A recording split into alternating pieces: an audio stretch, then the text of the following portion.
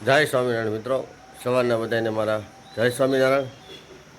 મિત્રો, કાલે તમે બધાએ જોયું આપણે સરસ મજાની આપણે ઘરે કેરી પાકવા આવી હતી, જે હાંખે પડી ગઈ હતી, બધી કેરી ઉતારી લીધી. અને ત્યાર પછી આજે મારા આ વિડીયોની અંદર તમને આથાણું કઈ રીતે બનાવ્યું છે આપણે એ બધું બતાવીશું.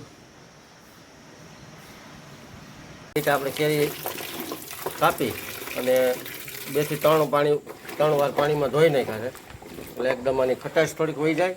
અને હવે આને આપણે હળદર અને મીઠાની અંદર પ્રોસેસમાં લેવું.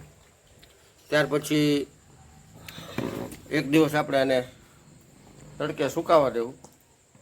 સુકાઈ જાય ત્યાર પછી આપણે પાછું ગુંદા કેરી અને મરચાં આ ત્રણેયને મિક્સ કરી અને આનું આપણે આથણું બનાવવાનું છે. આ આથણાની કઈ રીતની પ્રોસેસ છે એ બધી તમને હું પહેલેથી બતાવું છું.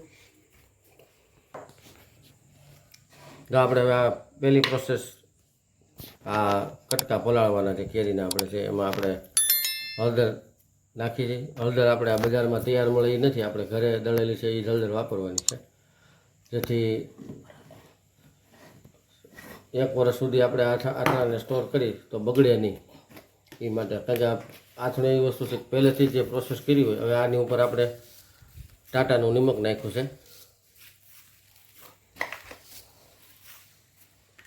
અને હવે આ રીતે આપણે બે હાથે હલાવી અને મિક્સ કરી અને આખી રાત આપણે રાખવાનું આની અંદર. અને સવારે આની અંદરથી ખાટું પાણી કાઢી લેવાનું, એટલે કોરા કરી અને પછી આપણે આને પંખા નીચે 2 કલાક સુકાવા દેવાના. 2 કલાક પંખા નીચે સુકાઈ જાય ત્યાર પછી આપણે આને થોડોક 3 થી 4 કલાક આપણે તડકો બતાવવાનો, એટલે કે તડકાએ રાખવાના. અને ગુંદા તો આપણે પહેલેથી જ ખાટા પાણીમાં પલાળીને મૂકી દીધા છે. અને ત્યાર પછી આમાં જે આપણે બજારમાં અત્યારે જે મરચાંની સિઝન છે, એટલે મરચાં પણ આમાંની અંદર આપણે 500 ગ્રામ એડ કરીશું. એટલે મરચાંનો પણ સરસ મજાનો આથો આવી જાય તો આથણું ખાવાની મજા આવશે. ગયા વર્ષે આપણે ગોળ કેરીનું બનાવ્યું હતું, આ વખતે આપણે ખાલી ખાટી કેરી ને ગુંદાનું જ બનાવવાનું છે મિક્સમાં. તો હવે આ પ્રોસેસ આપણી પહેલી પૂરી થઈ ગઈ છે. જો આજે આપણે કેરીના કટકા હતા બધા એકદમ પીળાશવાળા થઈ ગયા.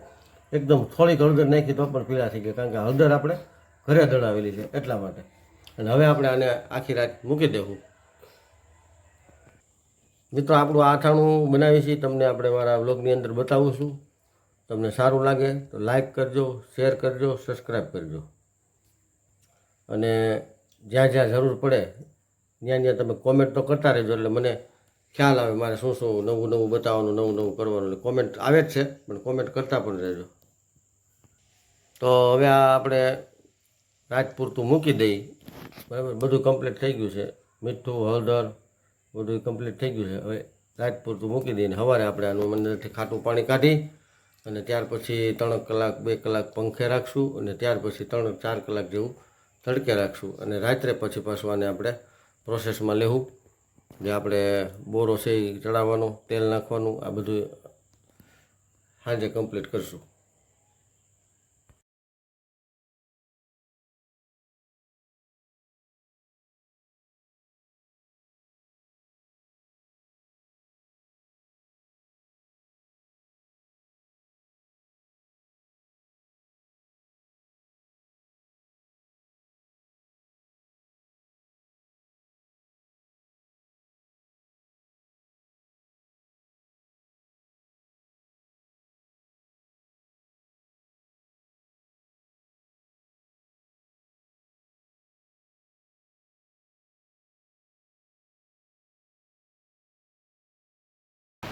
જો મિત્રો, આપણે કાલે રાત્રે જે આપણે આ કેરીના કટકા કરીને જે રાખ્યા હતા અને આપણે મીઠા અને હળદરમાં જે પલાળ્યા હતા એ અત્યારે કમ્પ્લીટલી સુકાઈ ગયા છે.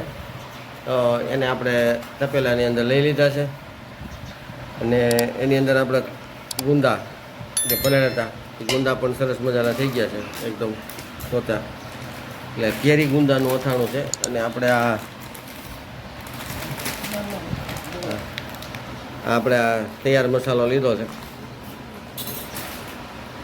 કેરીનો, કેરીનો અથાણાનો આપણે તૈયાર મસાલો છે એ આપણે ખાટા કેરીનો આમાં વાપરવાનો છે. ચાલો નાખી દો આની અંદર બધો મસાલો. આ તૈયાર મસાલો જે આપણે લીધો ને એમાં કાશ્મીરી મરચું હોય એટલે અથાણું 12 મહિના એકદમ લાલ ઘૂમ રહે. તો આપણે ઘરે બનાવીએ એ પણ સારો જ રહે, પણ આ વખતે આપણે એમ તૈયાર લઈને નાખીએ. ઓલી વખતે આપણે ઘરે બનાવેલો તો એ હતો, આ વખતે આપણે તૈયાર મસાલો નાખ્યો છે.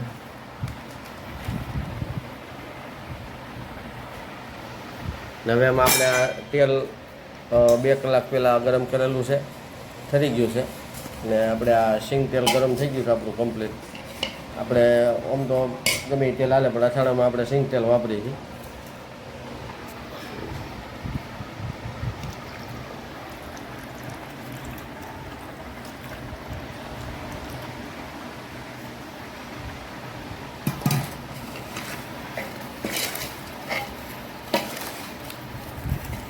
તો આ રીતે આપણે બધું મિશ્રણ કરી લેવાનું છે. પછી આની એક્સ્ટ્રા આપણે વરિયાળી અને તીખાની અંદર આપણે ઉમેરવાના છે. આ બધું મિક્સિંગ થઈ જાય ત્યાર પછી, હમણાં નહીં.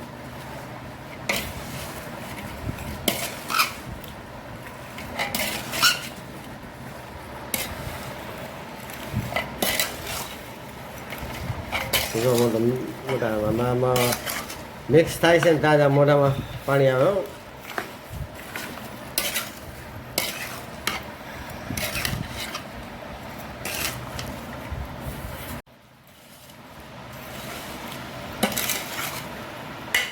આપણું મિશ્રણ ચાલુ છે.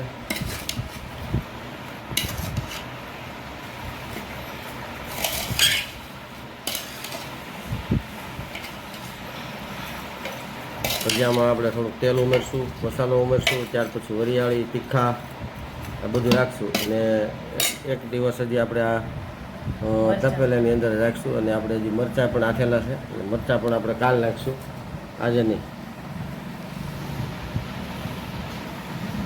સિંગ તેલાની અંદર આપણે ઉમેરી દીધું છે. તો મિત્રો વરિયાળી નાખી દીધી છે અને હવે પાછું આપણે હલાવી લઈએ સારી રીતે. જેટલું મિક્સિંગ થાય એટલે આપણે એની અંદર માનો ને 4 કિલોના કટકા, 5 કિલોના કટકા હતા એટલે 4 કિલો જેવું થયું. અને 1 કિલો જેવો આપણે આ તૈયાર મસાલો નાખ્યો છે અને 1.5 કિલો તેલ નાખ્યું છે. પછી માનો કે કદાચ એમાં લખ્યું છે કે કદાચ થોડું ઘણું આગળ પાછું થાય તો મીઠું આપણે સ્વાદ અનુસાર નાખવું હોય તો.